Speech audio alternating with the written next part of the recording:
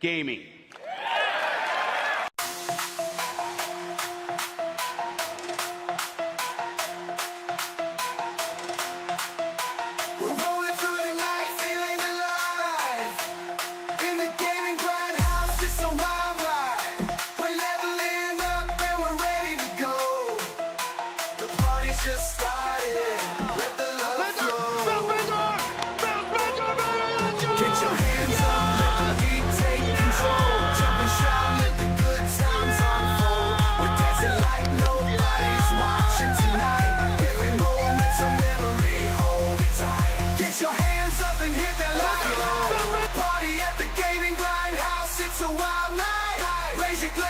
Celebrate under the lights. Come on, let's ignite the fire. Let's ignite the fire.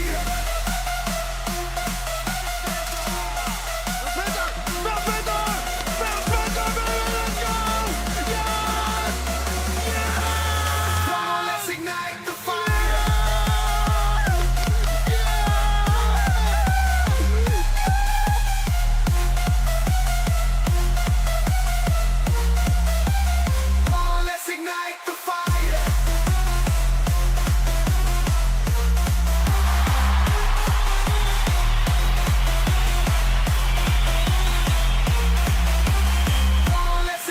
the fire. Welcome to the place where the film ends. We got quality splits from Herman Hulse, my friend. No more settling for less, we demand the best. The grinders are here, we won't settle for less. We can keep the same finger at the door. We're leaving the past behind, we won't settle no more. Behind the frosty glass, we grind and we shine. Quality games on the rise, it's our time to shine. Behind the glass, we rise up and stand tall. No room for mediocrity, we won't fall. The grinders are here, we got what it takes. Quality games and success, no more mistakes.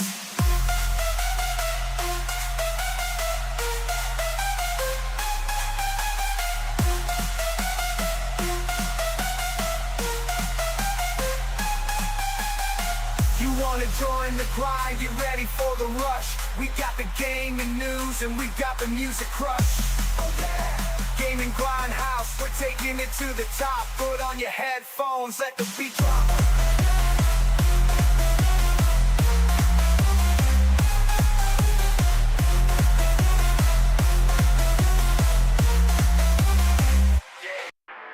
Welcome, special guests to the Gaming Grindhouse.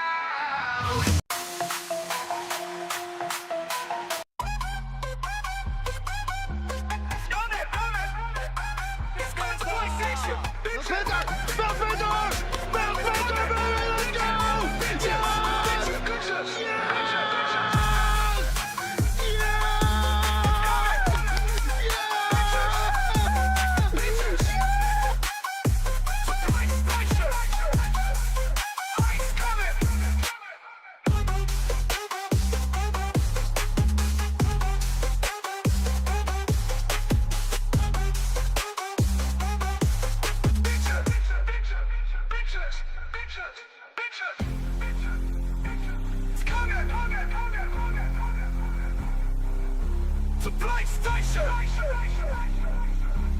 Fight's coming!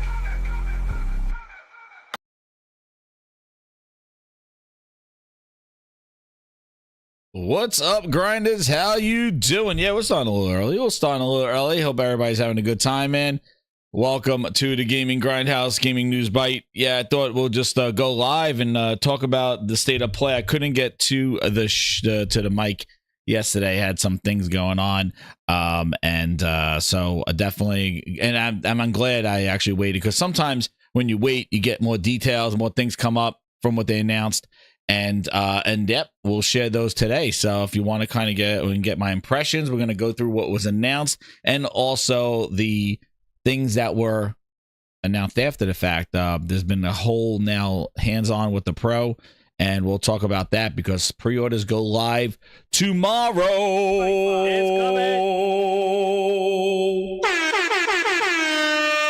I believe it's 10 a.m. Eastern Standard Time. I don't think it hasn't been officially announced, but it's definitely there. So We did our predictions on Monday night. Check out the Gaming Grindhouse. I just put the timestamps in there. Again, yesterday was busy, but I was able to get the timestamps in there. So we have our predictions. And you know what? Thrifty was kind of on point. Shout out to Thrifty. He'll be on his show later on tonight. I believe, was it 10:30, 11:30 Eastern Standard Time, 10:30 around there on Thrifty's show. And then I'll be swinging by the Moochers podcast tomorrow as well. But I thought, hey, let's go to the Grindhouse. Let's crack those doors open. Shout out to everybody coming on in here. Mass Produce, Shashimi-san. How you doing, man? Satya, the whole slate is here. We got the whole slate. Outside Gaming Night is here. Michael, how you doing? Lucci Sky, Nick, Don John, Sean, Full Sweat, Try Hard. How you doing? Wild Wolf in the house. Neil, Log Hog, RPG 88. Oh, we're getting them all in here. Everybody's coming on in. The VIPs and all. Anonymous Boss is in here. Gameaholic, what's up, man? How you doing? He says, good luck to everybody with those pre-orders, man. Shout out to you, man. Thanks for coming through. Hit that like button, share it out. 8:45 Central. Thank you, RPG. Thank you. Get those times right. I know I'll just be like looking at my phone when to jump on there. So as you know, the state of play occurred yesterday, and we're not going to run through the video because I'm assuming a lot of people have seen it, but just kind of like, just kind of seeing there. One thing that wasn't there was Mr. Herman. I didn't see Herman. I didn't see Herman. Not doing my work. I'm not doing my splits. I don't know where Herman was, but Herman was not on this show. That was something that we did not see. We did not see the Herminator. But I think what they've shown here, they've shown the Astrobot. They showed some other games that we didn't know of as well. And then they showed some remaster. And then they showed some VR games as well. And then they did the big one that I've seen everybody talking about, and the one that I'm very excited about, and kind of, I would feel, really topped off a show that was definitely, I would say this was a very complete show. I think that they addressed all their different facets of what they're offering, such as DLCs, expansions to games that they already have, update, remaster stuff, PSVR, service updates as well with their subscriptions, which I understand in there that those games were, what played Last of Us Part 1, but also having WWE in there is pretty wild. 2024 going into PlayStation Plus, the base one, not even the other one. So I think that, they addressed all those stuff, and then they showed a glimpse into the future, and Cerninator was on there, laser beam eyes on the show. So definitely Astrobot coming, getting some extra levels. I thought that this game looked pretty wild. Which one? This one was this like claymation one. This one looked freaking cool as hell. In VR, I believe this one is as well. There's a couple of games. There was one that this one was in VR and in PlayStation as well. But yeah, Astrobot DLC. Outside Gaming, I said they were wearing sweaters. Oh no, no, we don't want sweaters. We don't want sweaters. But yeah, this game looked pretty damn cool. I thought what they shown of what we didn't know did look good.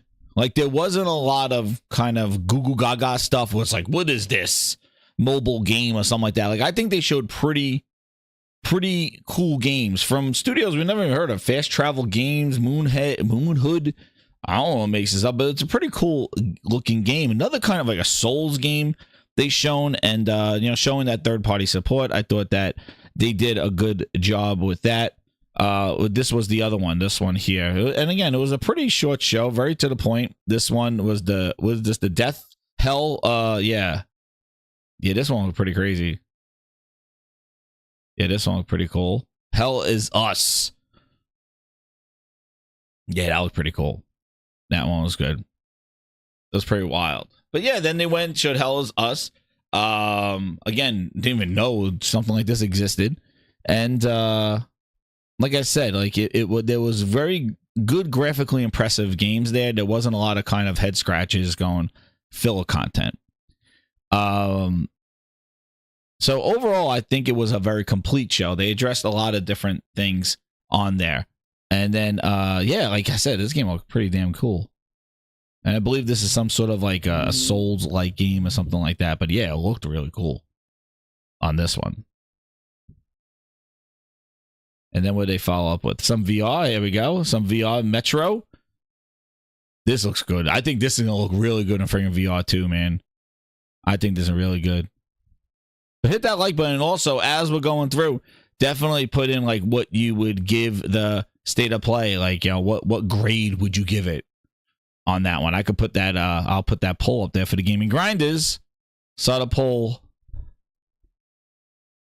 What grade? Everybody does the what grade for the state of play. Wait, I'll just do it here. What grade for the state of play? We'll see what the grinders think of here. Let's see what you guys think here. But no Herman. And then here's the, what is this one?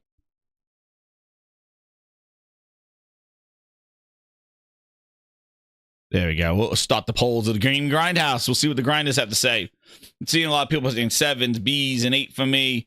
Logog says that this will go pretty good too, this game. Like, they all kind of have, I'm telling, like, you know, I feel like, remember when we were in, you know, when we had World War II games and everything kind of had this gray look and even like the gears, it was like, it kind of came with that Unreal Engine stuff.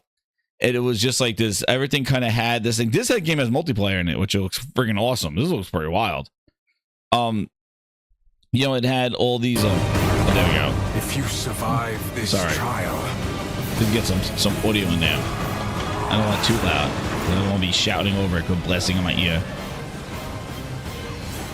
But yeah, this looked pretty damn cool. But a lot of like, you might they got these kind of same looks, like, you know, this gray, this kind of mystical, mysterious, like this kind of Elden Ring. This looks pretty cool. Yeah, see, KO Games, LG, yeah. And has Pal Worlds, which can't be released in Japan, apparently. Yeah, some Google Gaga stuff. We got a couple of things. They added some DLC for Turtles.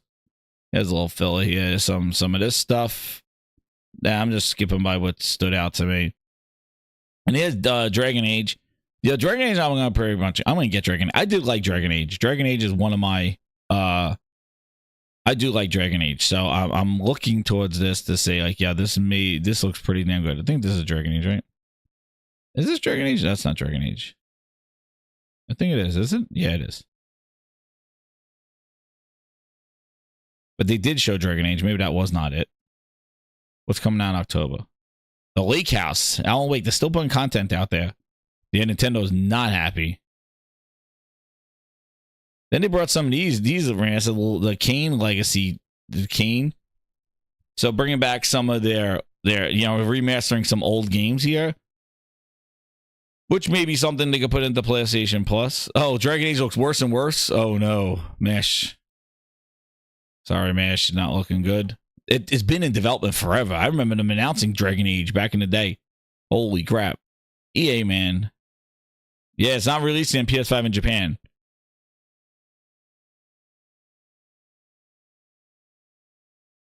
So, it's interesting they did that.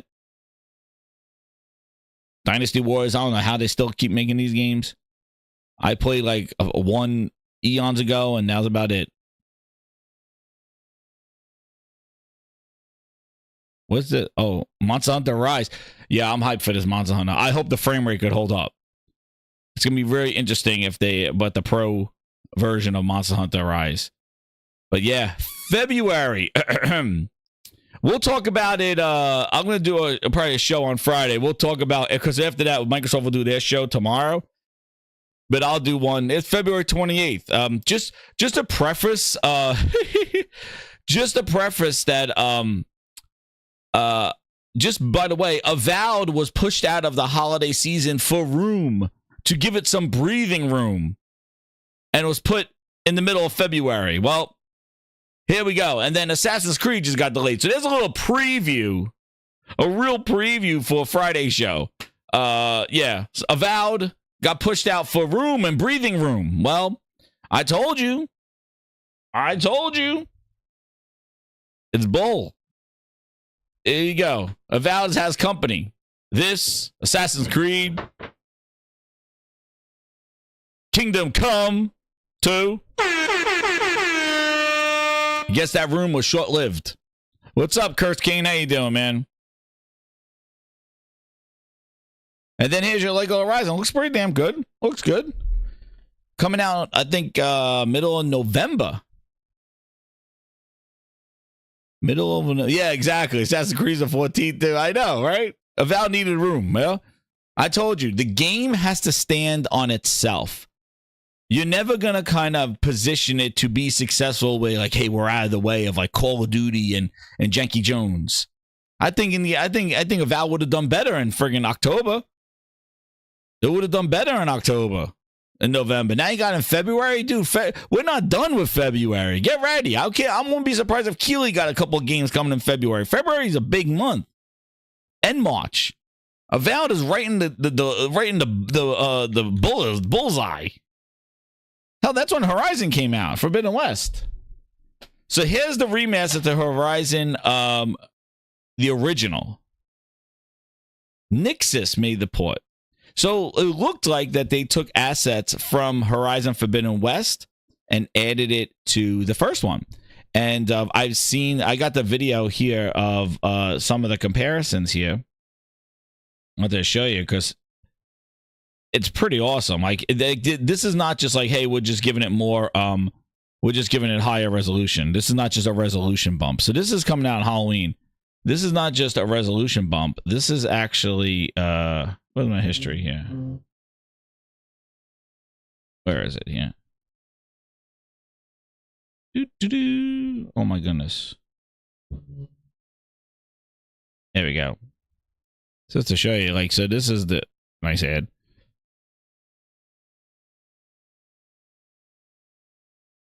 So yeah, here's some videos here. What the hell's going on? There it is. See, so what they did, here's the remaster, like here's the original. So you can see, like, they basically Forbidden Wested it. And I think they're really smart for if you own the game already, that you will get it for $10 to get this graphic upgrade. Also, your saves carry over as well. So, which is great. So I like this because I never finished the Frozen Wilds. I beat Horizon, but I never finished Frozen Wilds. So it'll be good to finish Frozen Wilds with the remaster, with the upgrade. So yeah, look at this. Like there's the original, which looked great. Look at the remaster, dude. They basically gave it the Forbidden West update. So this is really, I know on paper people are like, who wants this? Why are we doing this? But like this is actually, you could even say that they're calling it a remaster. You could call it kind of it is a redo, like basically, like it is really, it is not just like the screen on the left up-resed to like 4K 60 or something like that, which it already does 60, but they actually added the assets and the geometry and things like that. So like, yeah, see, Josh says you'll go back to Frozen Wilds. So like, here's the original one, right? What's up, SN Kev? How you doing, man? There's the remaster. Like look at the difference here. Like this is pretty wild. Like this is kind of drastic. This is like going back and doing the first game in the Forbidden West engine. And Forbidden West is the most incredible looking game there. So, like just look like, yeah, this is not just like, hey, we do sharper textures. They actually went back and did this. So this is pretty cool. And only being $10 for that upgrade, because I would say that this is a better update and remastered than the first Last of Us Part 1, which basically was just kind of an up-res video of the same stuff. And it was just more optimized, and they added a little bit of stuff, a little sharper. But that was about it. This one, I would say this is kind of what you want to do. You want to go there and put that thing. This is what I thought they were going to do with Last of Us Part 1. I thought they were going to go to Last of Us Part 1 and give it the Last of Us Part 2 remake like this. That's what I thought they were going to do. But they didn't do that with Last of Us Part 1. They just kind of put it out there. But like, yeah, somebody, like, look, there's the original. And then this is a remaster. Like, it's pretty crazy. Where's the remaster? Like, look at that. Dude, that's pretty wild. That's a remaster. Like, and the fact that it's only $10. So I think on paper, it's like, who wants to go back and play and stuff like that? The fact that it's coming out October 31st and it's a $10 upgrade. Hey, I think no harm, no foul. More games, looking better. And actually, I do think that this would be a very kind of nice game to jump back in, especially if you missed the Frozen Wilds, which I didn't finish that. I just started a couple of missions in that one and then dropped it and moved on to something else. So, basically, I moved on to Horizon Forbidden West. I moved on to. So basically, that's what I did. But yeah, this looks. Yeah, it has Forbidden West. It has the Frozen Wild. So that's like when you first get in there, I think. Whoa. Yo, there we go. Look at that. So look at that. There's the Frozen Wilds, dude. I didn't even get this far in the video. Nice. Let's see what this looks. That looks pretty crazy. Well, that's a video. The kids look better. I can't believe how good this game still looks, Horizon.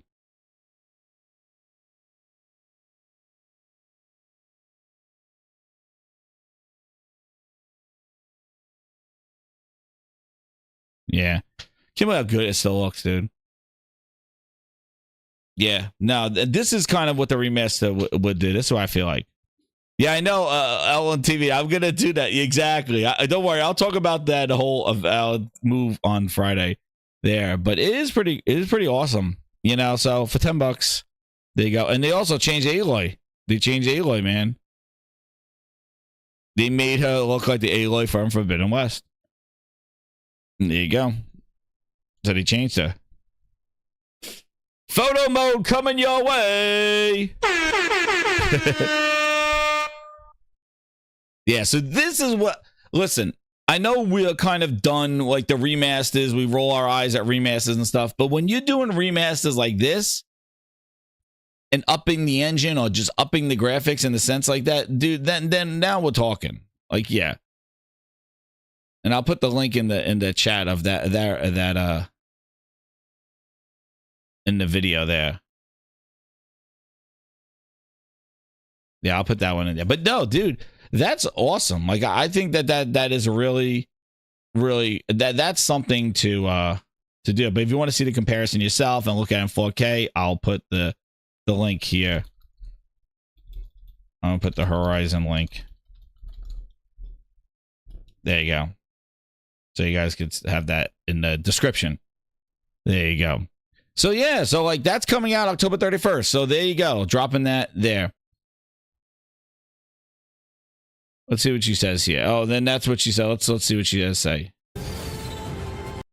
Will arrive October 31st, and anyone who owns the original PS4 version of the game will be able to upgrade to the new PS5 version for $9.99. That's good. Visit right. PlayStation blog and your save goes with you, which that's another great thing too. All the enhancements to Aloy's epic quest. New content is on the way to the action-packed world of Stellar Blade. New content to Stellar Blade. Like I said, it was a very complete show, I thought. With your choice of poses, expressions, photo mode in Stellar Blade!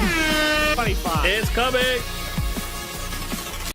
Photo mode in Stellar Blade! It's coming! And the original soundtrack, which had a kick-ass soundtrack, I have to say. Stellar Blade soundtrack was awesome. Also, my Gaming Grindhouse song was pretty damn good, too. But yeah, man.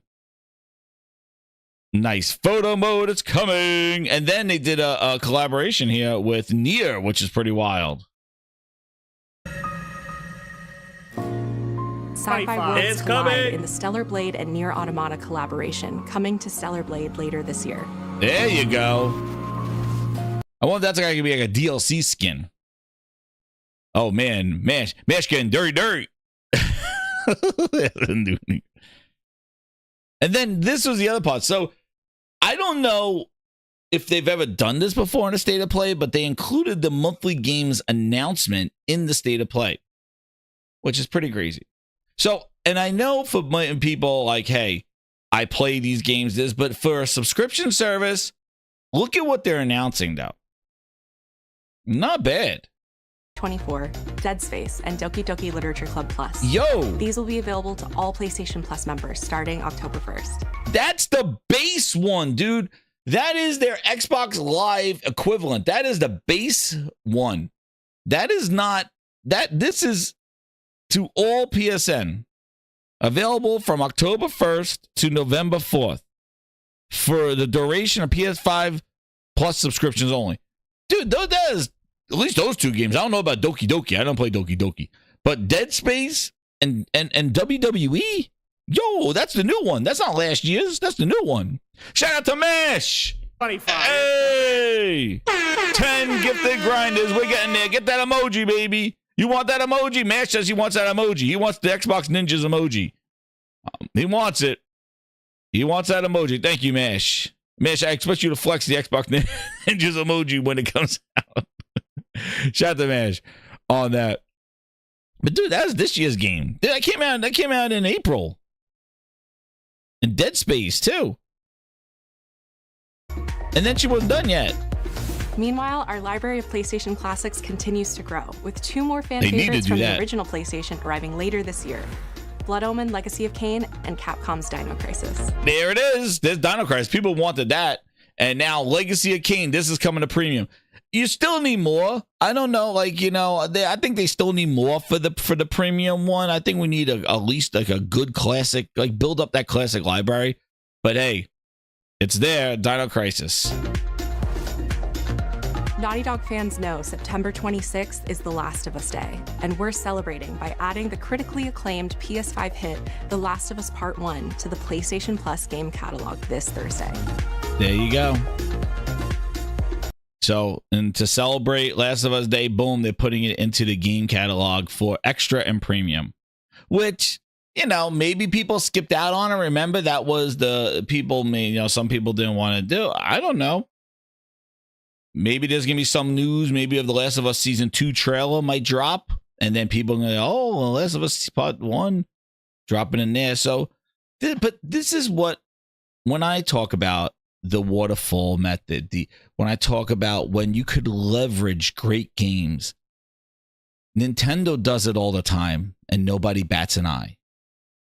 When you have great games, celebrated games, quality games, you could remaster them and cause a wave.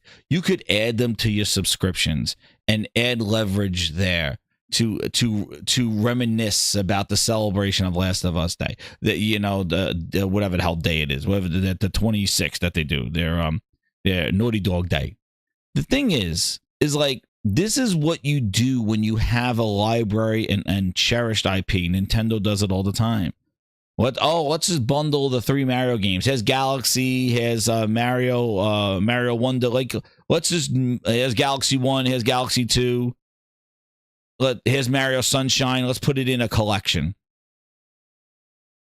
Let's remaster F-Zero. Let's do this. And what it does is that it allows you to let your studios cook and let your studios build games and ready for it. Outbreak Day. Thank you, not your mother. I forgot what it was called. But you let your studios able to kind of get ready, and when they're ready to show their game, but you're able to kind of leverage great games. When you don't have great games that you want people to forget, like, yeah, there's Concord that everybody wants to go there. But the thing is that when you don't have a library of content, and this is where Xbox seems to suffer, it's like they never built games that people wanted to play on the Xbox One. They can't remaster them for the series consoles because there's those games that were forgettable. But when you build like a Ghost of Tsushima and a Last of Us, and you're able to reiterate on those games, let the games move with the customer on better hardware, on better tech, and other services, other ways of distribution, put them on PC. That's what happens that's why it's very important to release and cherish your IP. That's the important thing, because that's basically your identity, and they're able to do that. So that's why I said, like, they're able to kind of leverage their games. Horizon, updating it to look like Forbidden West. Last of Us, putting it in the service. Remastering the Legacy of Kain, you know, putting that in their premium service. Like, this is what you do. This is what the gamers want. Let the games do the talking. Hey, it's not for everybody. A lot of people probably played this already, but there's some people probably that didn't. That said, skip, I'm not playing this again. I'm not buying this upgrade. I don't need this.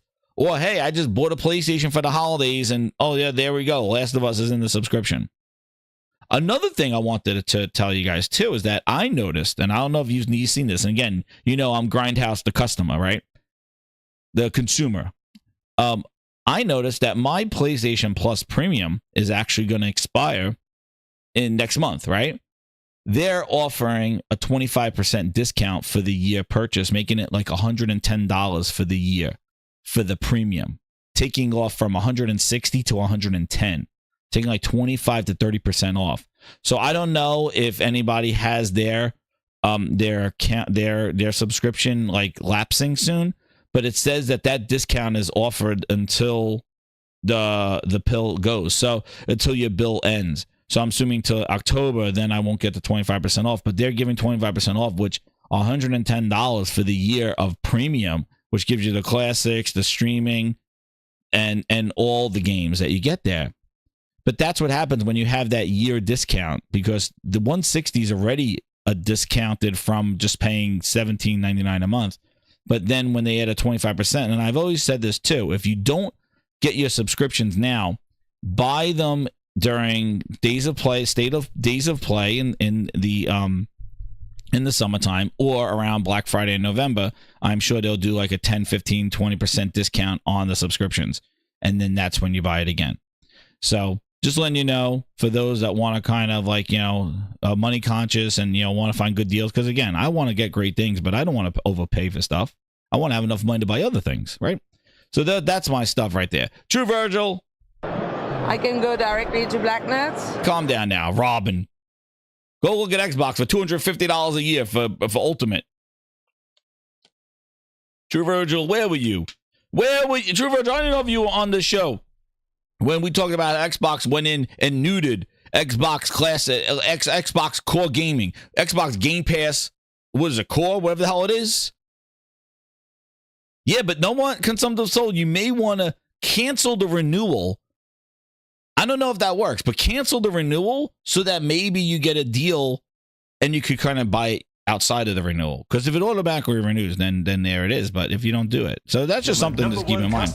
But my God, where were you, True Virgil, when Xbox went in and removed all the games from Xbox Game Pass for their standard pass for $17 a month? Basically, they took everything out that they put in the last year and a half. They took Starfield out. They took out Diablo. They give it to you and they take it away. Talking about robbing. Dude, Phil Spencer grave robbed you in the middle of the night like the fucking Xbox Grinch. He came in like the Xbox Grinch. He went under your Christmas tree and took all the games that he said, I put them in your service. He said, oh, I take them away now. I'm the Xbox Grinch. That's what he is. He went in there and didn't even tell you. People went in and sold 41 games missing from their standard Xbox subscription. Slimy, right? Old games, dude. It was Starfield. It was the only games worth the damn in Game Pass. It was the only games worth. It was Starfield. No what, you probably didn't care because they made you keep Redfall. They said keep that shit on me. Phil Spencer said I'm gonna take all your presents, but I'll take a huge dump under your tree and I'll be Redfall. You can keep that one. That's what he said. He said you can keep that one. You can keep Redfall, but I'm going back. I'm gonna take Starfield, Modern Warfare 3 that I just put in there, all the day one games that I put in for the last year, Forza, Starfield, a Hellblade 2, I took them all. He got back in there, he took them all out. That's what he said. He says, but and an upgrade if you want to play Janky Jones.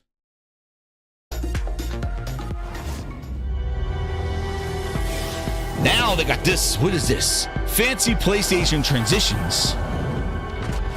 Uh-oh, fancy PlayStation. And now I'm like, oh, is this going to be Herman? Herman's coming. I'm like, controllers. I'm like, controllers. Phil Spencer! He's excited. Phil Spencer's excited. We got more controllers.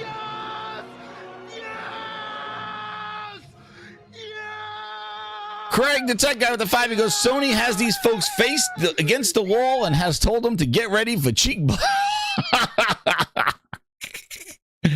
Get ready for cheek busting, dude. Seriously, like they're flexing without flexing. Seriously, Craig. Like they are basically, they're like, yeah, here's some colors. And then I'm like, yo. Cerny on a state of play. Yo. I saved the big guns for the big guns. There's no Herman here. They brought out Cerny. He did have a button undone. He wasn't turtlenecked. He wasn't wearing his checkered shirt. But Mark Cerny came out here with the PS5 Pro announcement. Here it is, Cerninator. Everyone, I'm Mark Cerny. We recently revealed the newest addition to the PlayStation 5 family, PS5 Pro, alongside several games showcasing the superior frame rates and improved graphics that the new console makes possible. With PS5 Pro, one button undone. Developers have access to 3 key improvements: an upgraded GPU, advanced ray tracing, Cerninator, and AI-driven upscaling that combine to bring developers closer Cerny to on a state of realizing play. their unique vision. We're excited for players to get their hands on PlayStation 5 Pro when it launches. Tell 'em, this Dana November. Carvey. But in the meantime, here's a look at some of the games that are being enhanced for the new console, including a few titles that we're revealing for the very first time. Enhance. This is a time of Enhance, he says. Dragon Age, First Descendant, Metal Gear Solid, Snake Eater, The Crew, Resident Evil, Stella Blade. Oh, baby, Stella's. Demon Souls, Hogwarts Legacy, Resident Evil 4, F124. And then there's your new logo on the lower left. PS5 Pro Enhanced. For her pleasure. Ribbed. Oh shit, Liquidator member for 16 months, VIP grinder for 16 months. He goes, when I saw Cerny with one button undone, I immediately thought of you. Laughed my ass off. Yo, thank you so much, Liquidator. I told you, man, those buttons, the buttons know what kind of news you're going to get. That means they're ready to flex. And oh shit, here it is. Here it is. And Cerny's like, and something, we're going to try something new. That's what Cerny said. Cerny's like, we're going to show them all the updates. And then Cerny goes, enough from me. We're gonna have the games do our talking.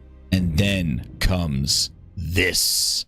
So, like I said, this state of play was a very complete state of play. They had VR, they had service, they had, games, big games coming to their subscription service, their subscription service. They had remasters of games. They had their PS5 Pro. Here's the extra updates. And then they had this. Ghost 2. And it wasn't just a title screen. This was gameplay, cinematics, which is awesome.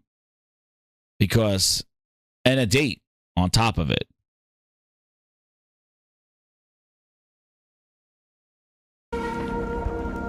Tell them. Still think you're the hunter? This was the cap on this stuff. And they had new IPs. Exactly, Cal. New IPs, third-party things. They had all these things. Like, they had a lot of... It was a very complete state of play. So, let's go see what everybody said. But yeah, this was a big one. And it's not Ghost of Tsushima. It's Ghost of Yoto. The mountain. Which is really interesting is that they're making the Ghost of a series. Like, it's basically a series of stories from the era of this, which is pretty interesting. And apparently Sucker Punch said that they're going to be making a show and there's going to be more tales of this, which, this looks freaking incredible. It looks crazy. With this part with all the horses and stuff like that was awesome. Like is they going to have all those kind of like animals, like lively, like herds of animals and stuff like that?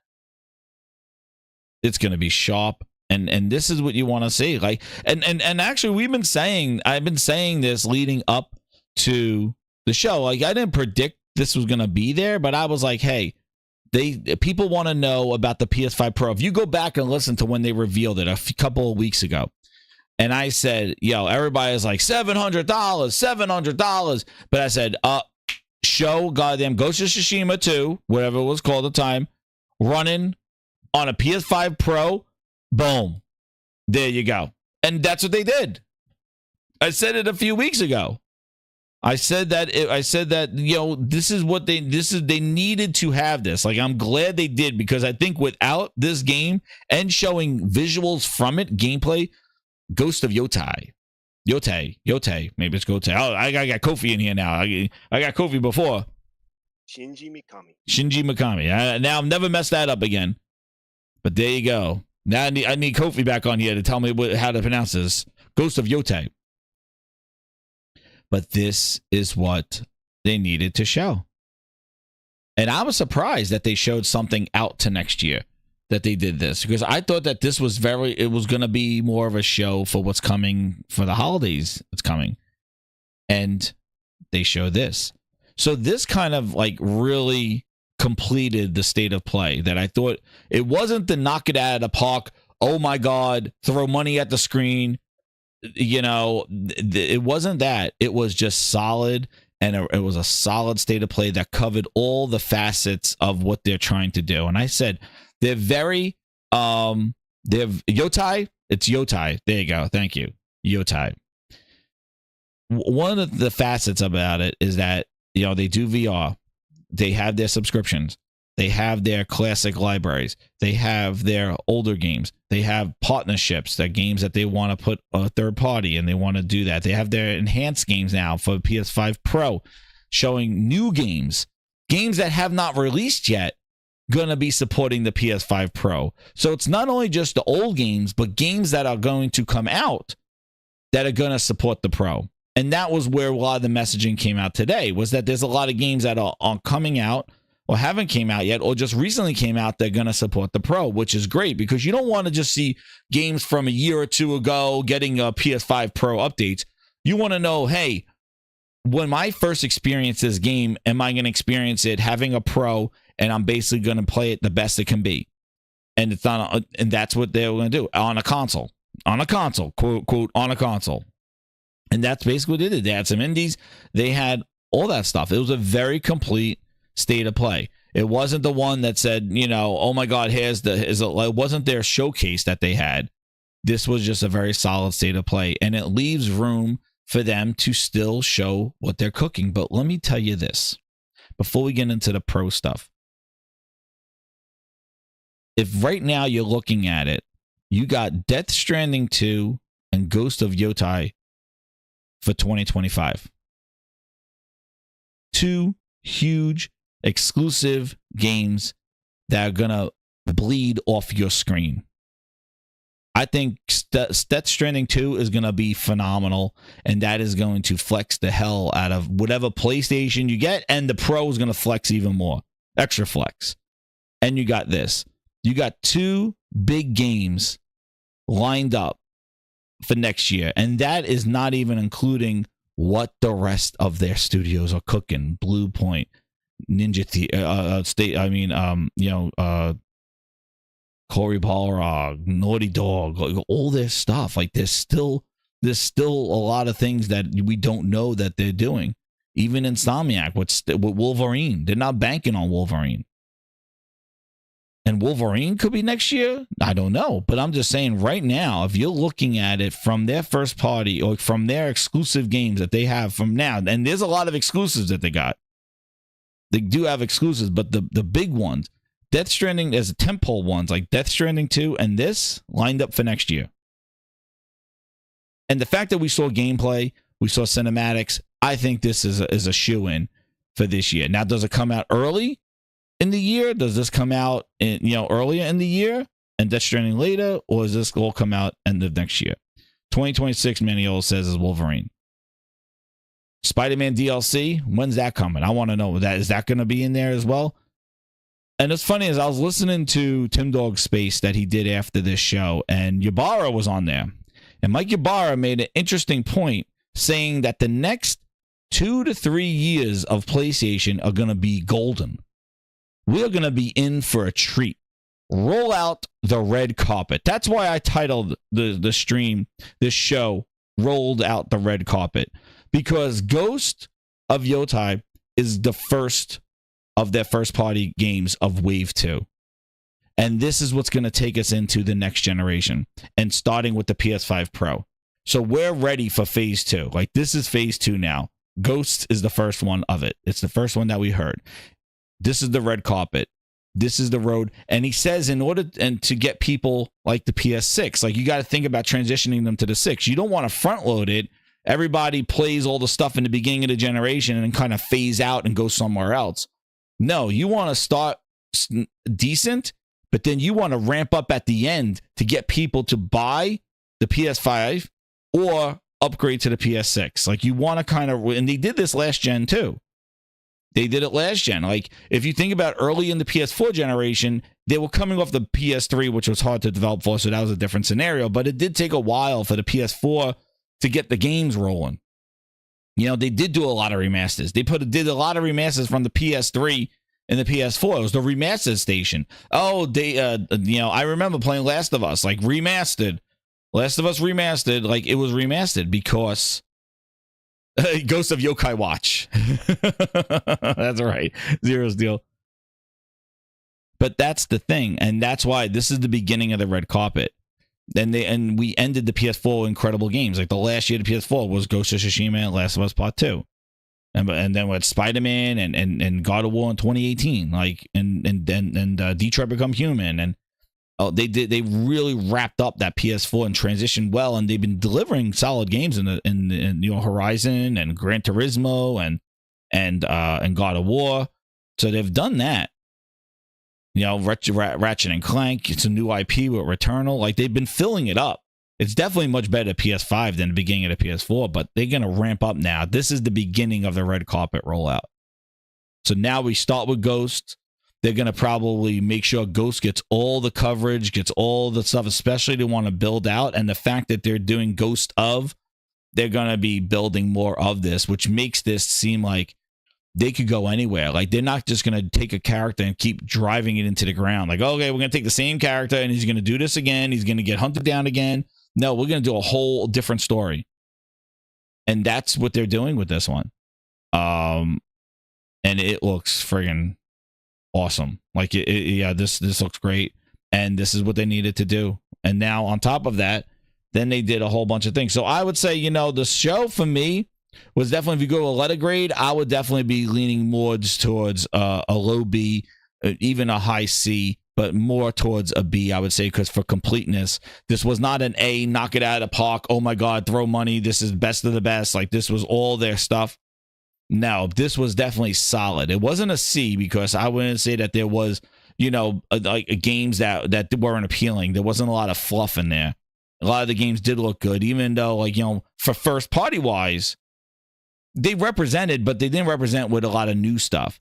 But they showed just enough to say, okay, there. Is this the PS5, like an anthology series? Exactly, Josh. Is this the PS5 Pro, go get it immediately? No. And that's where I think I would take away some points, because I don't feel it's really hard to try to sell on what we're going to go over now. I think that it's solid. I think it's better tech. I think it demonstrates that. But to people, there's different eyes of value.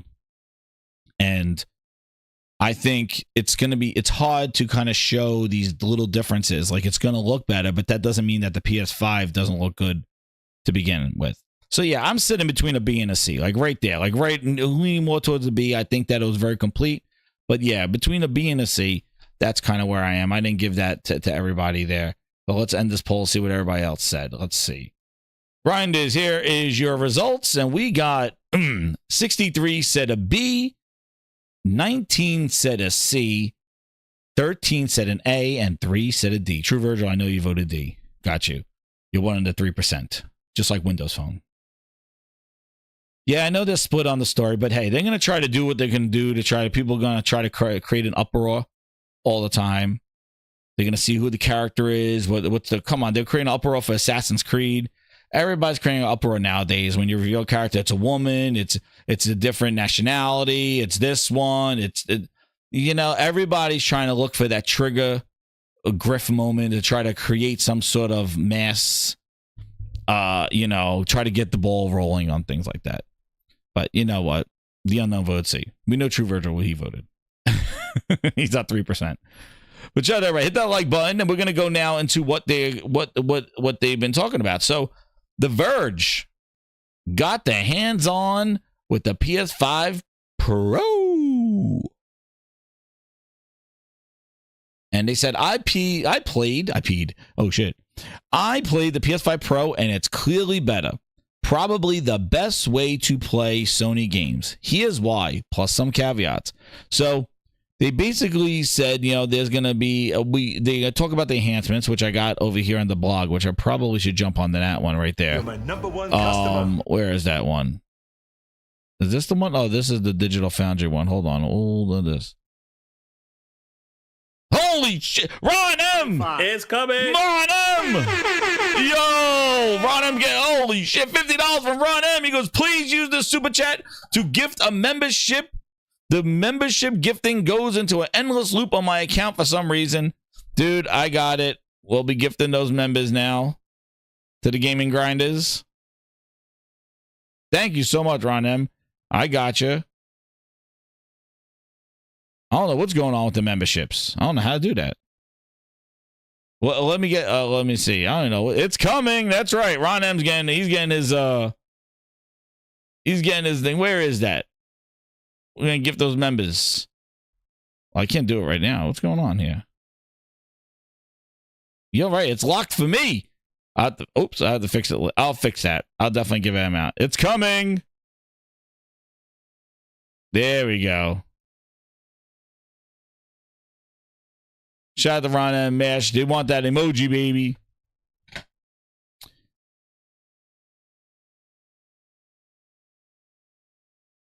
Yeah. I'll be giving some gifts. Can't do another one? Give them out. It's coming. 25. It's coming. It's coming. The grind is a gift and everybody's gifting. Oh, shit. To all them, Robert Lawrence and Michael Moradian for being the ultimate gifting. Grinders. Thank you, Ghost in the Garage Gaming, Twisted Sign, and SNK for being the ultimate chatting grinders. Shout out to you from Gaming Grindhouse. 25. It's coming. Great circle. Cheers. This December.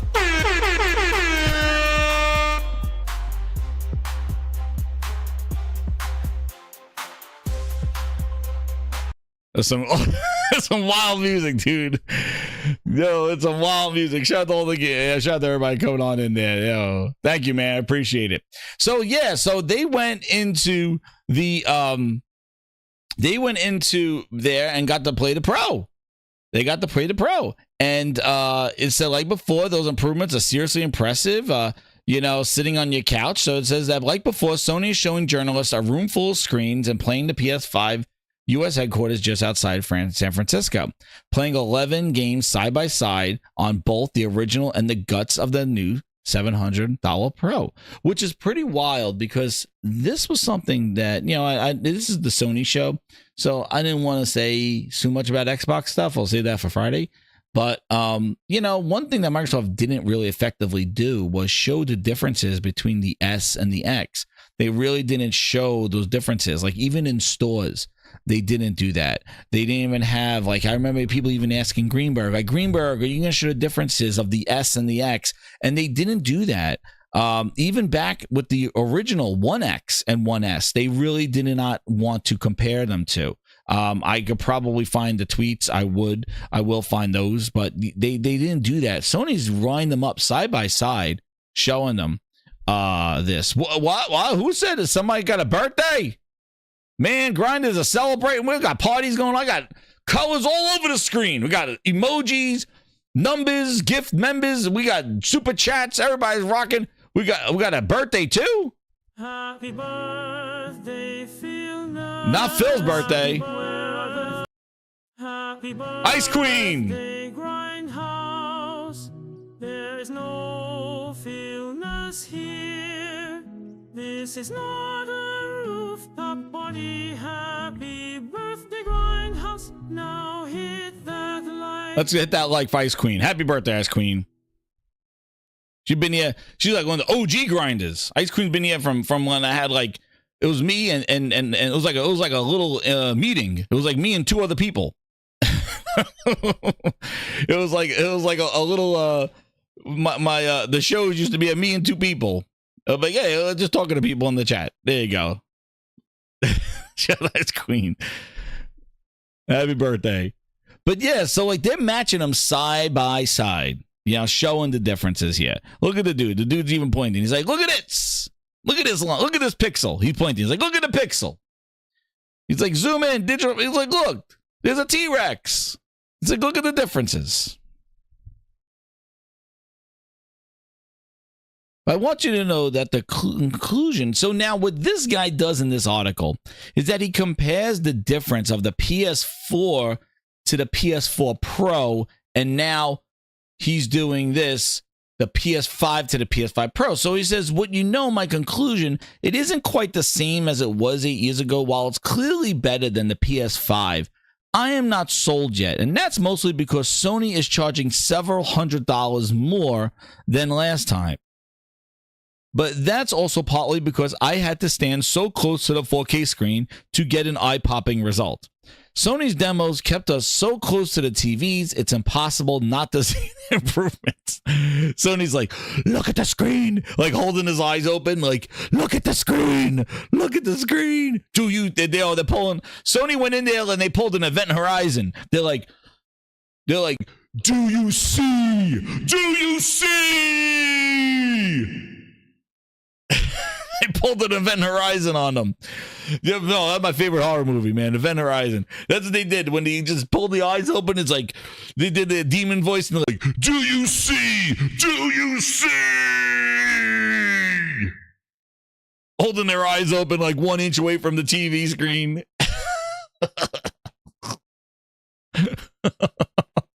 Cerniness with the demon voice. He's holding their eyes open. They got the eyes on a vice. And there you go. When I step back anyhow, the PS5 Pro's graphical improvements get harder to make out. Some disappear at 6 feet, most of them at 10 feet. In game after game, a bit further than I measured with the PS4 Pro and the PS8 years ago. You're my #1 customer. Dude. Well, guess what? I'm going to be satisfied because I play on a 150-inch projector 4K screen. So guess what, bitch? I'm going to see it all in its fidelity. Those pixels are going to be so... I got a whole wall that's my TV right now for gaming, for the PS5. So I'm going to enjoy this. That's why I know. I play on a huge wall 4K HDR projector. You saw the Gaming Grit Theater. So, man, that's why I said, give me those pixels. Because I have to fill up a wall. But I don't understand, like, this, listen. The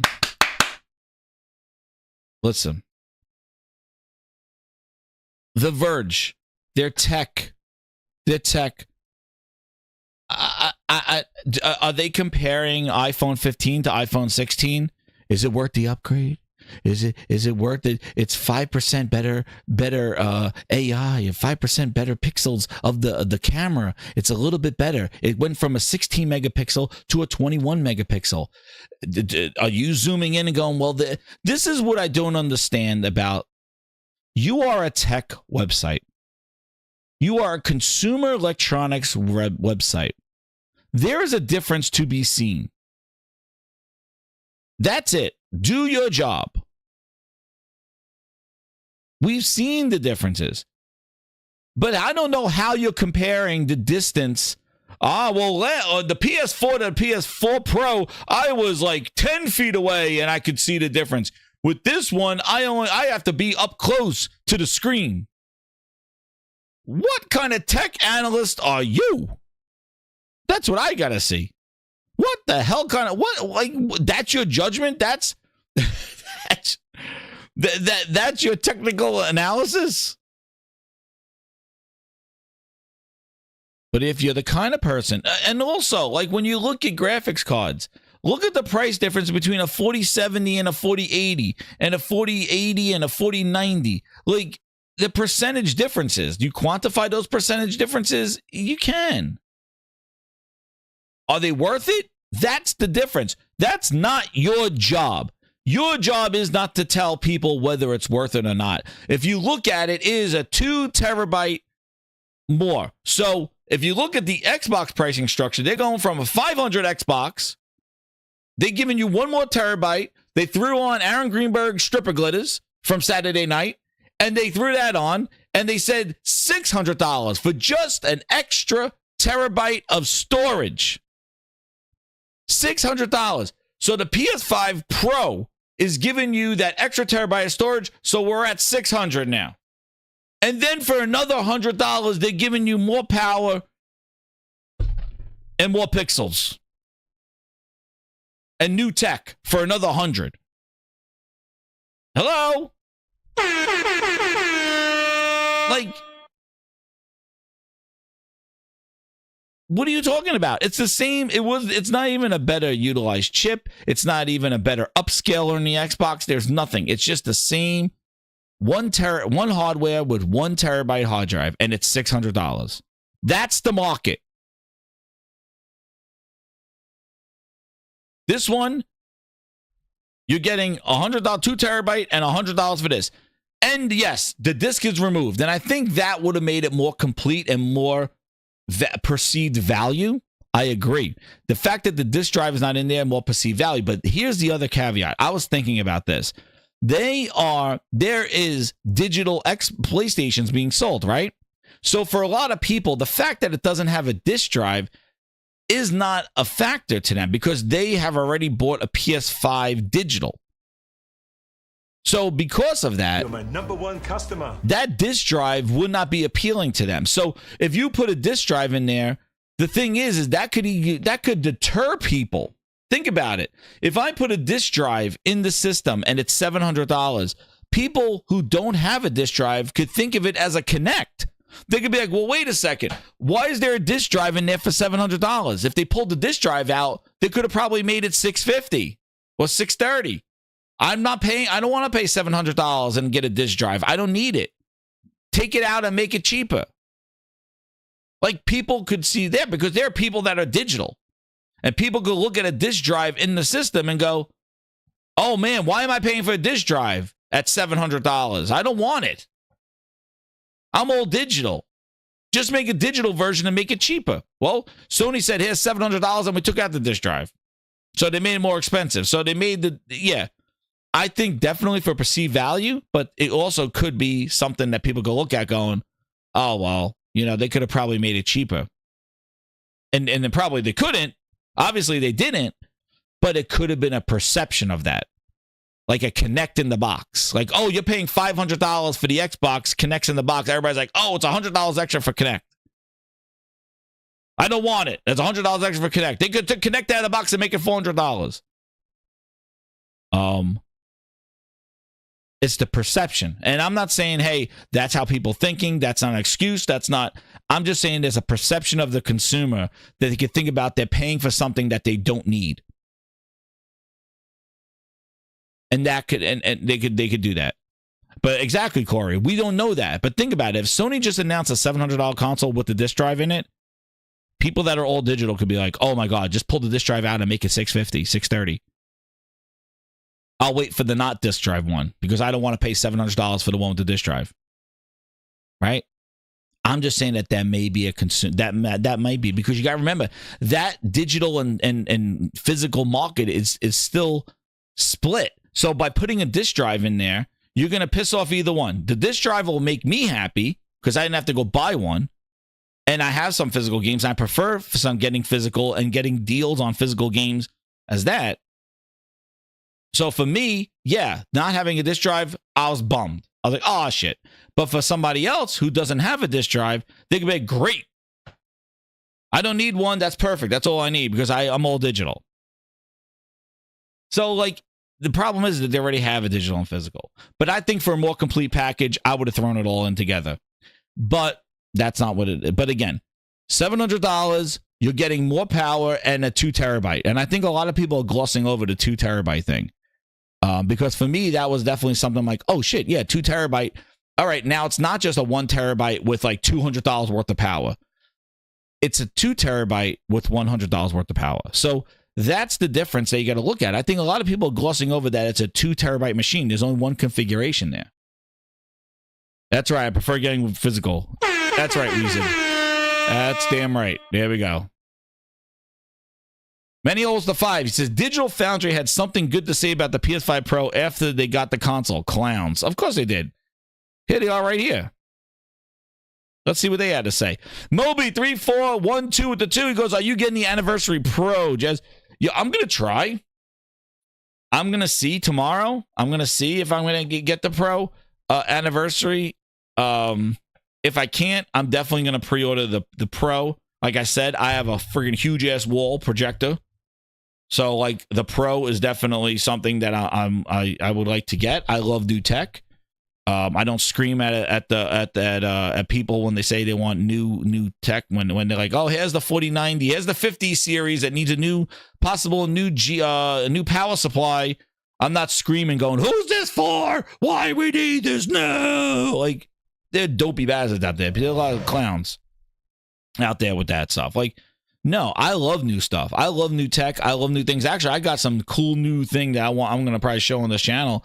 A new one-player thing that's going to go, like, you know, I'm comparing it to my Legion Go right now because this might be the upgrade that I wanted for the Legion Go, and I got this one-player X. It's like an 11-inch screen with the controller strap. It's like a Surface, a Legion, and a Switch had a baby.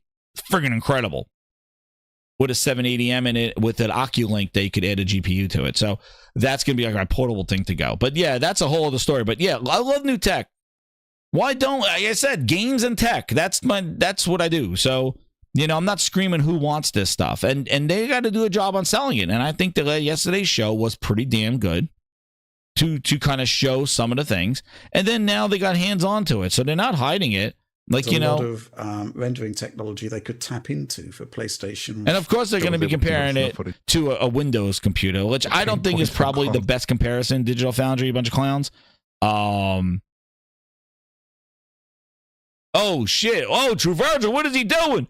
True Virgil says, I don't want the console, but I'm going to pre-order just to make it hard for ponies, and then I'll scalp it.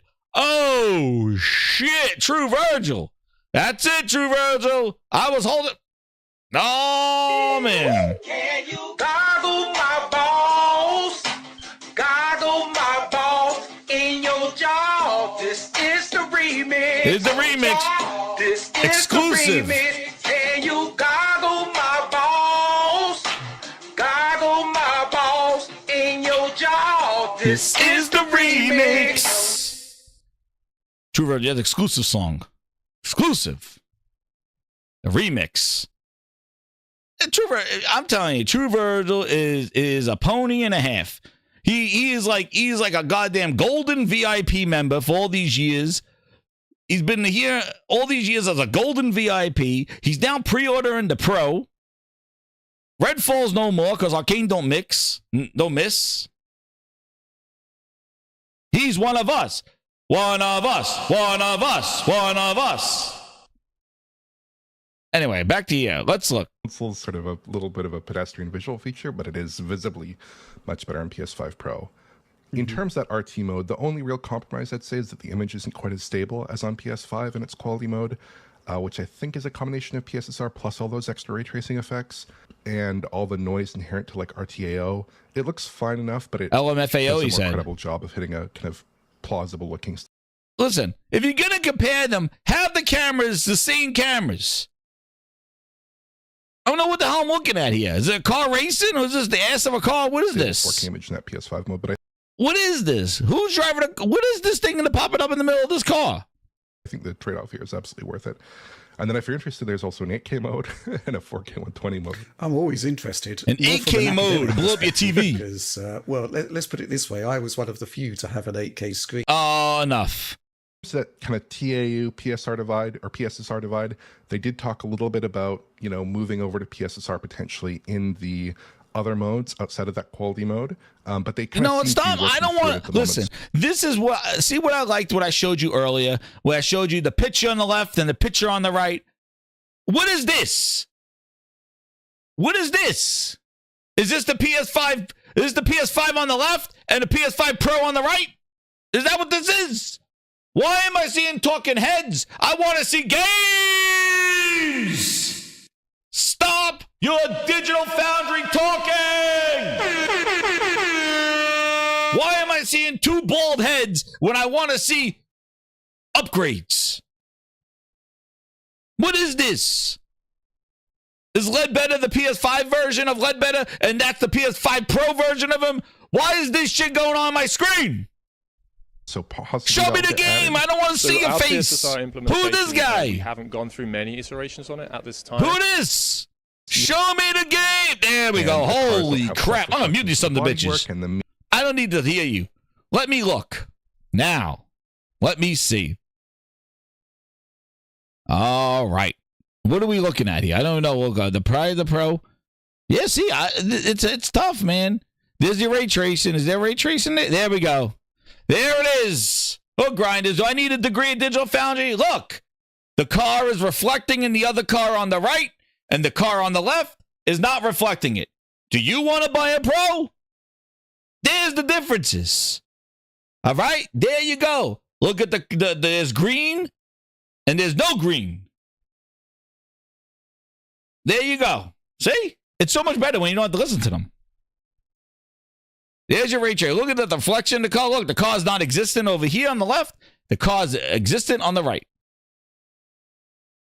There's your ray tracing. Everybody loves fucking ray tracing. There you go. There it is. See? Look, this is Grind's Foundry right here. We don't need to listen to them. The car on the right got the reflection of the car with real-time ray tracing, and the car on the PS5 on the left does not have it. That's not enough. That's not $700. Then, guess what? The Pro is not for you. There you go. That looks damn cool, though. That looks freaking realistic on the right, man, because that's realistic. But you wouldn't know if it wasn't missing. Oh, we're back to the heads. I don't see heads. Let's go see another game. All right, here we go. Let's see what this looks like. All right. Performance mode there. Now, see, this is the difference here. Now, what you're going to get, and this is what Cerny said, you're going to get the resolution mode with performance frame rates. So zooming in up Aloy's ass on the PS5 Pro is not going to yield the graphical upgrade. It is going to be the frame rate. It's going to be smoother with that fidelity. Let's see if they're saying. On a close range. Holy shit, we're back to the heads. Holy fuck, we're back to the heads. Oh my God. Back to them. They just love themselves. They love seeing themselves on TV. Look at this. They got freaking Snoop Dogg heads. Holy shit. What are we doing here? Got Snoop Dogg. What is this? Who are these people? Objects like the image quality improvements to that mode. I want that Decima shirt. We will name the mode slightly different in the patch that comes out, but we will leave all of the 3 modes in. We will, when a PS5 Pro is detected, it will inform you that there's new modes available, and it will default to this new mode. But we also don't want to take choice away from people. And I think especially like the enthusiast public, they want to see for themselves if they're running at 30 Hz, if the internal resolution might be a little bit higher, if that gives them something that they want. So we won't take choice away. But we do think that everybody will go for the 60 Hz mode because image quality is really good and it's really, really fast and buttery smooth. Friends don't let friends play with 30 Hz games. Oh, shit! Avowed is juicy 30 frames. Man, what is it got to say about the Avowed dev? Avowed is juicy 30 frames. But Avowed higher if that gives them something that they want, so we won't take choice away. But we do think that everybody will go for the 60 Hz mode because image quality is really good and it's really, really fast and buttery smooth. Friends don't let friends play with 30 Hz games. but Avowed is juicy 30 frames. Juicy, juicy, juicy, juicy 30 frames per second. Juicy, 30, Juicy, 30, juicy, juicy. On that bitch, Xbox, juicy. 25. It's coming. Great circle. Bitches. Juicy. juicy, juicy, juicy, juicy, juicy, juicy, juicy. Juicy, juicy, juicy. Available and it will default to this new mode. Juicy, Juicy, 30, juicy, 30, juicy. On my Xbox, juicy. Man, oh man. We have Avowed devs talking about juicy 30 frames. This guy's saying friends don't let friends play games in 30 frames. But we also don't want to take choice away from people. And I think especially like the enthusiast public, they want to see for themselves if they're running at 30 hertz, if the internal resolution might be a little bit higher, if that gives them something that they want. So we won't take choice away. But we do think that everybody will go for the 60 hertz mode because image quality is really good and it's really, really fast and buttery smooth. Friends don't let friends play with 30 hertz games. But we do think that everybody will go for the 60 hertz mode because image. Hold the phone. Juicy. Juicy. So what it sounds like is that keeping all the modes in there. So there's going to be your basic modes that you're going to have on your PS5, but then they're also going to include the PS5 Pro mode. So they're going to keep them all in there. So you're not going to have them replaced. Very good. Grinds board. Image quality is really good and it's really, really fast and buttery smooth. Friends don't let friends play with 30 hertz games. So yeah, and then there's also, of course, some details that I thought were interesting in that Mark Cerny named. But Xbox devs do. Checked some things about the PlayStation 5 Pro implementation. Some. It was more like, well, maybe this is a 4K checkerboard. They kind of give me half marks for at least guessing it wasn't PSSR there. But see, you can see it in moving. You could see it in the moving here. Look at the moving here. Like you could see in the moving, you could see that it's smoother with the fidelity on the right. Man, stop talking. See, you could see the frame rate of the left, or the far left, and the frame rate on the far right. And then the fidelity of the middle. So it's a combination of these two modes. That's exactly what Cerny said. So you got the fidelity here with these two, but you get the smoothness of the performance. And you can see when he's walking through if they show it right now. My God. Oh my God. See? So like see how the far right and the far left are moving at 60 frames. They're moving at higher frame rates. But the far right and the middle look like it's smoother. And it looks like the graphics of the middle one. And that's it. That's so far what their plan is to merge those two and not make it a choice between blurry and smooth, clear and less frames. What is this one? Man. Same thing here. Look how blurry it is to get those frame rates. That's what it is.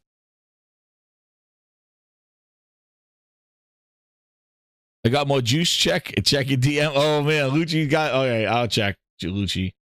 Hold on. More juiciness. Juicy.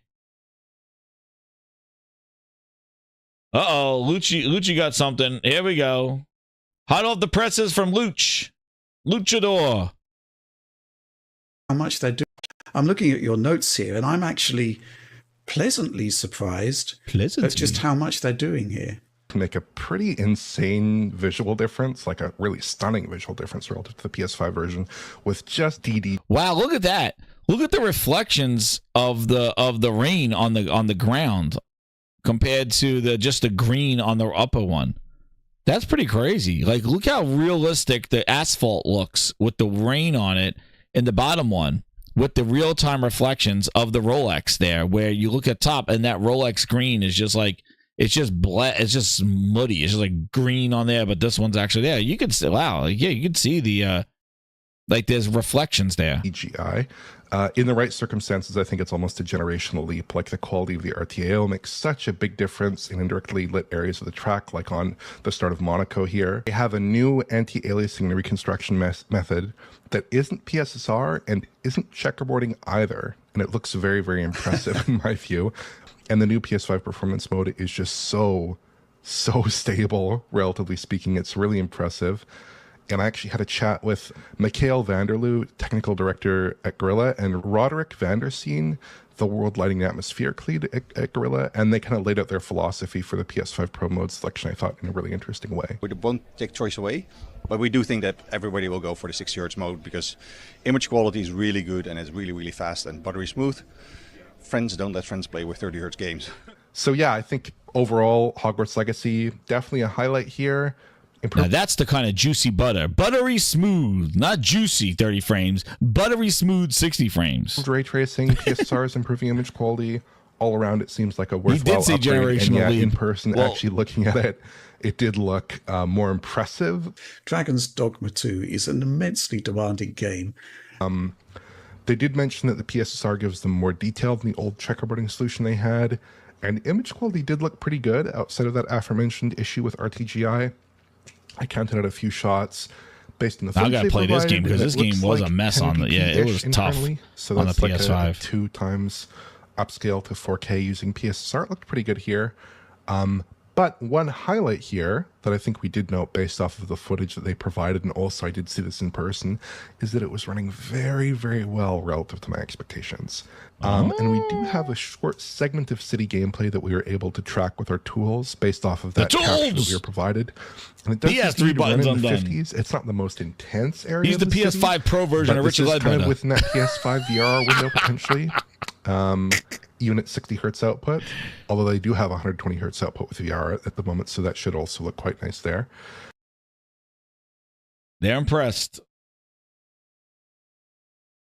But the thing is that this is the kind of Digital Foundry, like all the speculation when they're comparing it with other GPUs and what it's going to be and all that stuff Digital Foundry needs to take to the bank. Like that stuff, they got to just stop with that stuff. Get hands-on. Find out what it looks like. And I'm telling you right now, like looking at GT, I think this is going to be a friggin' headliner right here. Like I really think that, GT on there is definitely a headliner there. Like it looks really, really good. Yeah, it makes. Like he said, almost in some aspects, it looks like a generational leap. Like the bottom part does look like, it looks like a friggin' like a CGI. It looks like a movie as opposed to the top part. And that's a PS5 quality mode. And this is a PS5 Pro mode. So, like, look at the difference. That's the best the PS5 is going to give you. So, yeah. Listen, like racing games and stuff like that, definitely. Those are the things that showcase these things off. And you got that. And then also, you got, and I think Horizon coming out on the October 31st, like that is going to be a very graphically incredibly looking game that you want to flex on the Pro, and it's the older one, so maybe it's not as new as the Forbidden West. And you could definitely, you have something to kind of play that looks better and it has a whole friggin' remake done to it, a remaster done to it, where they added assets. It's not just a resolution bump. And also the main thing is that you're getting the like the majority of the thing is that you're getting the fidelity with the performance. That's the basic thing that's going on there, is that you're getting the frame rate with the fidelity, and that's kind of what it does. It does look like real to life there. The other thing that they were going on about here is, let me get this. Hold on here.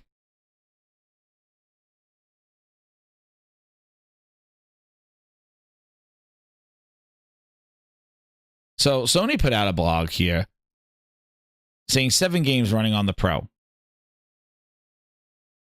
So eyeballs with 7 games running on the Pro. It says, Chris and I got a chance to hands-on with the PlayStation Pro console for the first time. These are the impressions. Now, remember, this is on Sony's website, so it's definitely going to be a little bit of a ball washing here. I'm sure they're not going to say any criticisms here, but I just want to see what the modes are.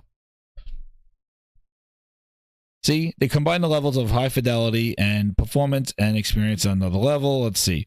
Best of both worlds approach for Horizon Forbidden West Pro mode compared to the stock performance with extra horsepower. Let's see, we did Final Fantasy Rebirth. It got a glow up. We're supporting high frame rate and pin sharp presentation. We've seen those before. Let's see what else they have. Last of Us 2-part remastered. That was another one that they showed. Also, Spider-Man 2, observing running at both high frame rate and crispy fidelity mode, and a feature set including its signature ray trace reflections. So that's pretty awesome too, like with Spider-Man. And just think about it. If you do some Spider-Man 2 DLC, like, this is what you're doing. Like, look, they added the Stellar Blade photo mode and things like that. There's pro enhancements to the Stellar Blade. So they're adding some content to these games that are going to be something nice to revisit them with the Pro. So if you look at Spider-Man 2 getting that high frame rate and crispy fidelity mode and ray tracing on there, think about if they drop now DLC for Spider-Man 2, Venom DLC, how that is going to have that from day one. You're going to be able to play the Pro mode of it if you have a Pro, and now you're going to be playing extra content for Spider-Man 2. They also were adding content, the Horizon stuff, which they added all that stuff to make that look really good in preparation for the Pro. So like you got these things that you're able to go back to these games, Stellar Blade stuff that they're doing, DLC for Astrobot, things like that will make you go revisit them. And the Spider-Man looked incredible on the base PS5 Pro. I was playing some more Spider-Man yesterday, just running around, just doing things, doing some missions. Hogwarts Legacy, another game. Gran Turismo, targeting November release for the patch.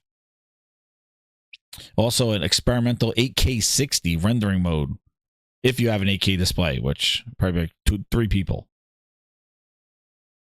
So, I'm telling you, man, like, it's, and then to say, like, is it worth it? That's up to you. And if anything's worth it, is the iPhone 16 worth it? Is it a new GPU worth it? Is a new PC worth it? Like, that's to each his own. Like, I admit, $700, it's not flying off the shelves, but I didn't think that's the purpose of this thing. Like, they're not trying to sell this to mass market. This is for people that want to experience the games better and the best the PlayStation games can be played on a console.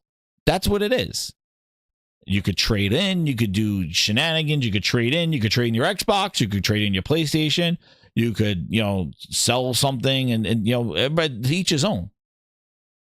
But if you're looking at the value of it, like, this is not the value console. Like, this is not, oh my God, this is not the Happy Meal.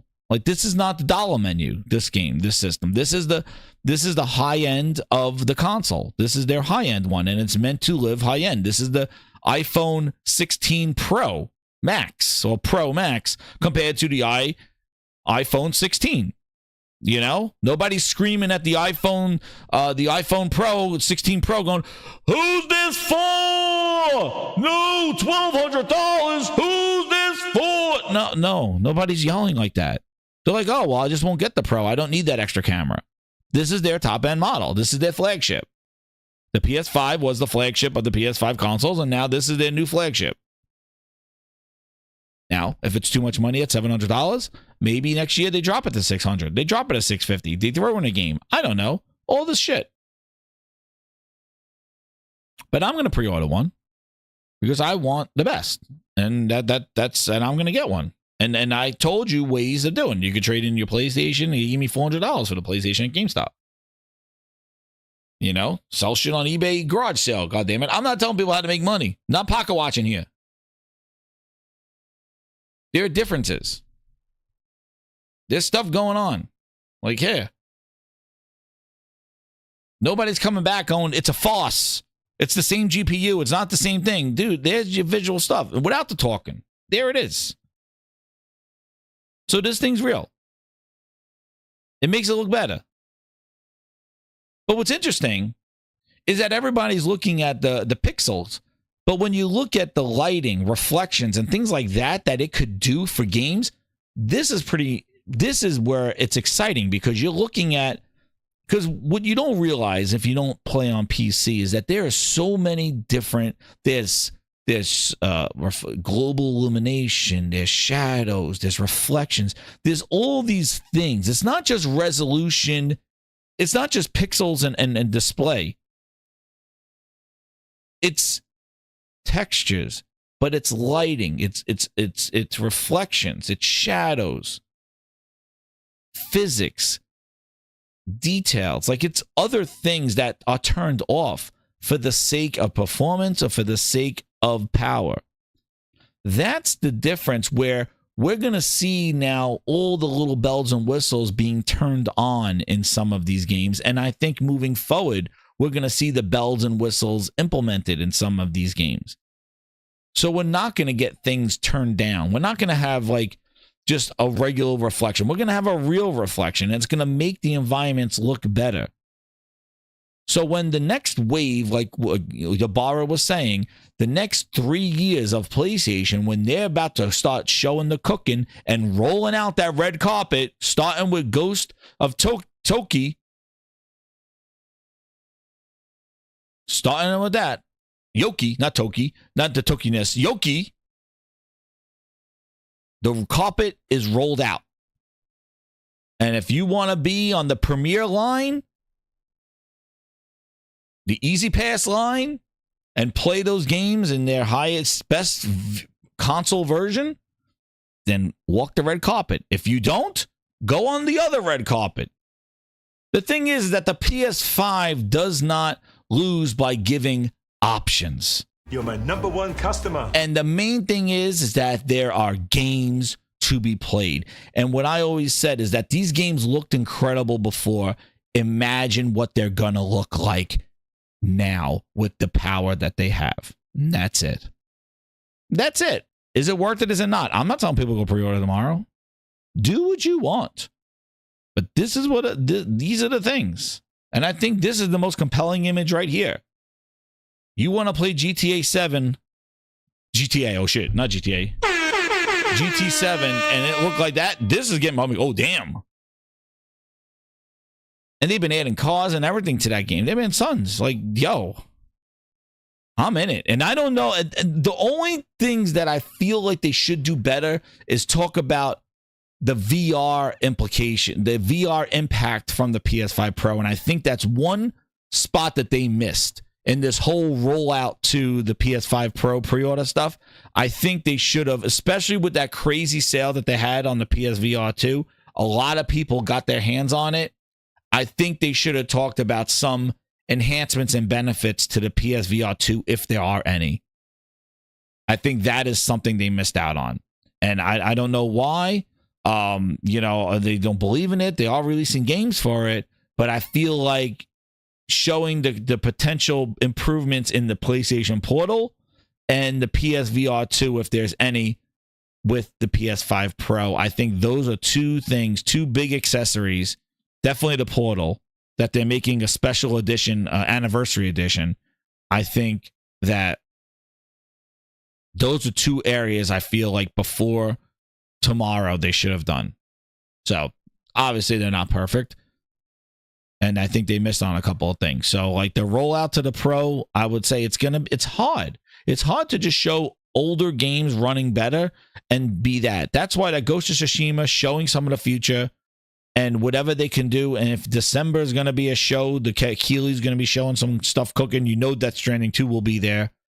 And they're going to be running on a Pro. That thing will be out there. Like it's not tomorrow's the last day to get a Pro, and then that's it. If it doesn't sell tomorrow, then nobody's ever buying a Pro. It's over. That's what they want you to think. They want to think like, oh, it's still in stock tomorrow. It's over. There's not one day to sell this thing. I don't know why they'll give Xbox, oh, it's not a sprint, it's a marathon. Xbox been running that marathon for 20 fucking years. They could do the marathon, but Sony has to sell everything to everybody day one. Otherwise, they fail. Does that make sense? That don't make sense. Twisted Sin with the $5. He goes, I'm camping out at my local Best Buy on the 10th. That Pro will be mine, he says. Thank you, Twisted Sin. I appreciate it, man. Definitely go get yours. But that's the thing. People are going to be like, tomorrow, like, if it don't sell, nobody's buying it tomorrow, then it's over. Nobody's going to buy it. Dude, think about it. The holidays are coming. December, they do another show, or Jeff Keighley has a bunch of stuff. They show what they're cooking early on in the year. This Pro is on shelves. There you go. But Xbox had the marathon. Oh, it's a marathon. It's not a sprint for us. We're cooking. We're still making games. It's a marathon. We got to get the tools and evolve the tool. Dude, get the hell out of here with your shit. Sony got to sell everybody day one. Oh, that has to be priced to move. Dude, Sony's not the one that has a problem moving consoles. They don't have problems. Scalpers going to be a bitch. That's why I can't stand those scalping sons of bitches. They're even scalping their services, Wild Wolf. People like pay me to attempt to get a pre-order. That's what they're doing now. They're whoring themselves out, these scalpers. They turned it to friggin' 42nd Street. These scalpers now are going like, I'm going to be there on pre-order day. Pay me to pre-order this for my services. Goddamn red light district.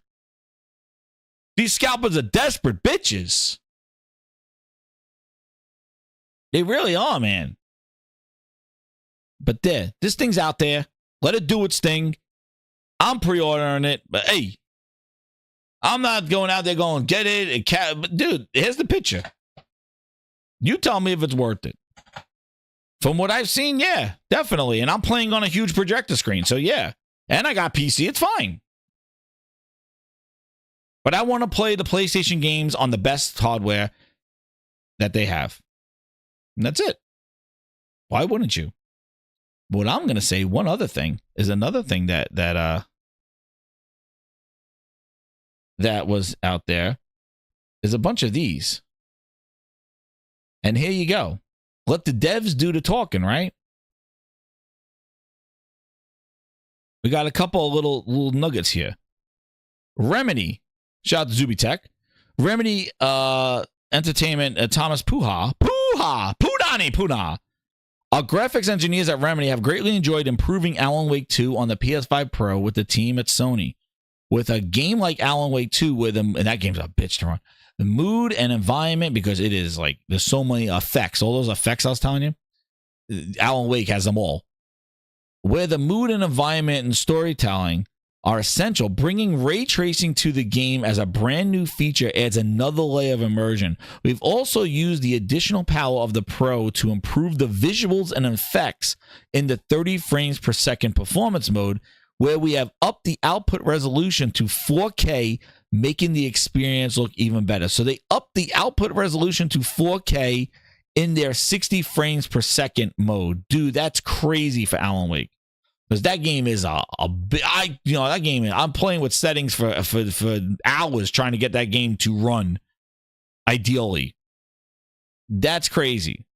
So there you go. There's another thing, and this is the dev. This is not a fan. This is the dev saying it. But what I'm going to tell you is the more of this, what's going to happen to Xbox Series consoles? It already was not performing up to the power that it had, and the PS5 Pro was outperforming the Xbox Series Console X for a while. The problem is that now with the Pro, it's going to make the X Series X look even worse, because there's going to be whole ass feature sets being added to the PS5 Pro versions of games, and Xbox is going to be left high and dry. That's why I said I could not believe that Microsoft does not have any type of response, and they're just going to sit there and do this. This is not resolution bumps, dude. They are adding effects and things to these games to make them look better. This is not just like, oh, it was running at 1K, it's at 2K now, yay, call it a day. With checkerboard rendering, call it a day. No, they're giving you performance modes with fidelity. So now you're getting kind of a mix of the best of both worlds. And again, it's not going to beat PCs and what you can do in turning off stuff in PCs, but in the console world, it's giving you the best peanut butter and jelly moment with graphics and performance, which that's what everybody wanted. The PS5 was giving you performance mode and graphics modes, and you're good to go. Now, this thing's bringing them together. There you go. So is it going to be good? I don't know. On paper, this sounds interesting. But the problem is where's Xbox in this whole thing? And the one thing you could hope for as an Xbox fan is that the things that are being added to the PS5 Pro forces Microsoft to ignore Booster and the Series S and says, hey, try to put the best stuff that you can. Put some features in the Series X version. Screw Booster. That you could hope that they could make that split and not have that both of them need to be the same parity, missing the same performance modes and all that other stuff. Hopefully it makes Microsoft just drop Booster with this kind of power differential, but we will see. That's all you could hope of, that this forces Microsoft to be like, yeah, screw Booster. Now, we have more here. Where's the other one? There was another one here, I think. Was there another dev here? Oh, not this one.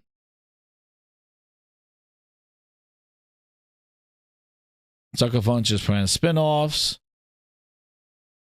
There you go. Every Insomniac title will receive a PS5 Pro upgrade at launch. Every single title will have 4K resolution with ray trace visuals of fidelity mode while staying locked at 60 frames. So here you go. At Insomniac, they're saying we're excited to be enhancing all 4 to take advantage of that. So Miles Morales, Spider-Man Remastered, Ratchet and Clank, and Spider-Man 2 will get a Performance Pro mode. They're cooking, man, which marries 4K resolution with ray tracing on fidelity at 60 frames. Boom. No more ray trace performance. You're getting it. Quality mode, ray tracing on 60 frames. Spider-Man, go. What else we got cooking here? We found out that apparently here from First Descendant that additionally, by utilizing the PSS, the PISR, we are able to deliver high resolution, better image quality. We're also currently working on enabling FSR 3.1 frame generation to improve the frame rate provided. So now people said here that PISR could be used in conjunction with FSR 3.1. It doesn't have to replace it. Shout out to Zuby Tech over here. We got another one. Here are the updates. The PISR in the PSSR, PlayStation Spectral Super Resolution. Polyphony Digital says the PlayStation resolution of the Pro will affect 4K sources, allowing more detail and higher image quality. Avalanche Software says state-of-the-art PSSR upscale image resolution technology for Avalanche. Capcom says Dragon's Dogma 2 will benefit from the PS5 Pro PSSR with new ray trace technology, allowing improved frame rates. Electronic Arts in quality mode, we're offering highest ever console resolution at 2460p. At the same time, performance mode continues to deliver a solid 60 frames, but now with higher resolutions and added visual depths of ray tracing for reflections and ambient occlusion, the new PSSR upscaling ensures sharper visual experience in both modes. Konami says Metal Gear Solid Delta, an innovative PSSR technology, allows us for the trees and the lush vegetation of the game's iconic jungle terrain to become more vivid, enhances the sense. Now, again, some of the stuff is definitely marketing, selling their games. Additionally, we're able to deliver a smoother gameplay experience with better frame rates throughout the entire game. Poor Ubisoft. Oh, man, Yves Guillemot. The PlayStation 5, well, the Crew Motorfest to get a new level of visual fidelity immersion. That's basically the controller, perfect link between the play and terrain with the power of new features of the Pro.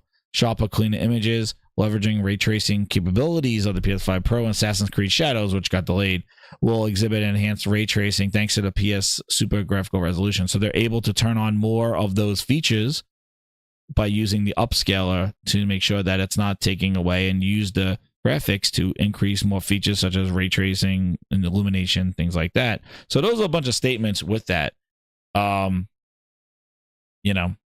those. So those are all, all the claims with that. So you got the devs speaking out about this stuff. This is not the Hovis method. This is not and again, I always said, the thing that PlayStation seems to do is that they get the developers on board with them. Everything that Microsoft, when they put things in their console, it's all self-proclaimed. It's always like, Jason Ronald said it. Phil Spencer says it. Sarah Bond saying it.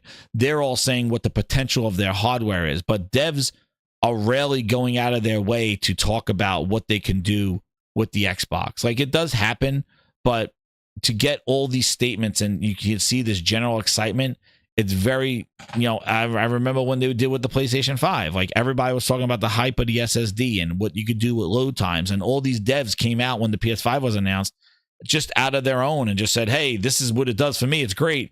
And I remember Bootleg Jez had to go find people. He had to go knock on their doors saying, Xbox, do you hear any cool benefits of the Xbox? Because Xbox was talking tech for over a year and a half with Project Scarlet.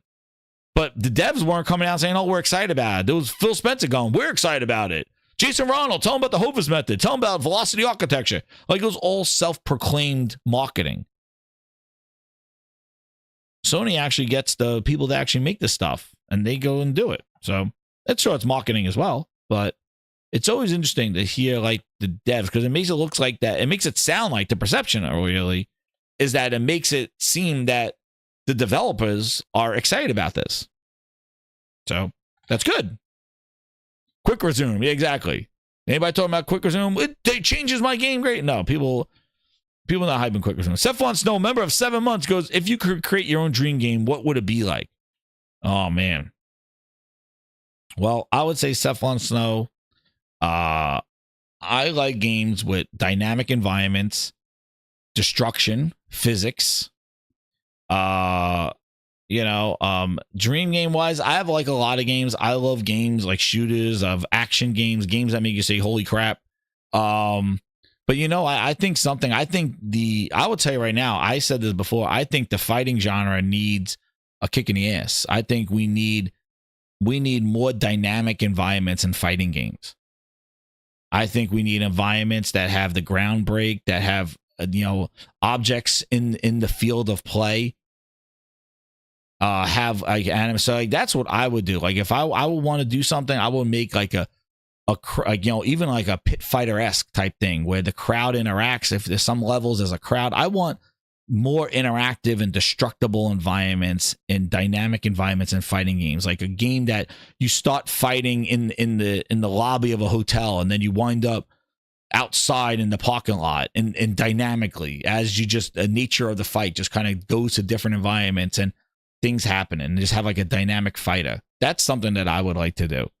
Because I'm not that I'm gonna make it, but that's something that I really like. I like the dynamicness. I like the unexpected things that just the game kind of the physics and the logic of the game create unexpected scenarios that could be movie-esque. It would be kind of cinematic in that. That's what I like on that one.